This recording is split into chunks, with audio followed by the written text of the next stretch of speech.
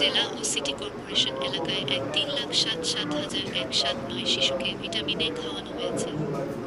জাতীয় vitamin A plus campaign উপলক্ষে শনিবার চট্টগ্রাম মহানগরের ১,৩২১ কেন্দ্রে ৫,০৪,৫,০০০ শিশুকে ভিটামিন এ ক্যাপসুল খাওয়ায় চট্টগ্রাম সিটি কর্পোরেশন।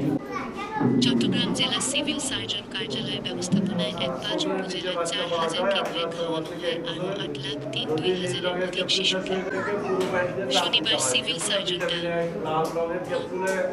ইলিয়াস চৌধুরী কর্ণফুলী উপজেলার বড়উঠান স্বাস্থ্য কেন্দ্রে এই কর্মসূচি উদ্বোধন করেন। এছাড়া মহানগরে ৬.১ মাসের ৮,৫,০০০ শিশুকে একটি করে নিয়ে ১,০০,০০০ আইইউ এবং ১,২,৫,৯ মাস বয়সী ৪,৬৬,০০০ শিশুকে একটি করে লাল রঙের ২,০০,০০০ আইইউ ভিটামিন এ ক্যাপসুল খাওয়ানো হয়। উদ্বোধনী অনুষ্ঠানে বক্তারা বলেন, ভিটামিন এ প্লাস ক্যাম্পেইন শিশুর রাতকানা রোগ প্রতিরোধ এবং শিশুকে অপুষ্টি ও মৃত্যুর হাত থেকে রক্ষা করবে।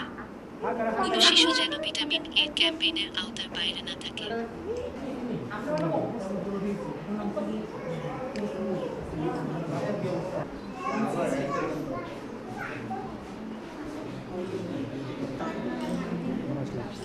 আমি থেকে 10 মিনিট চলে যাচ্ছি কেউ জানে আমরা তো এটা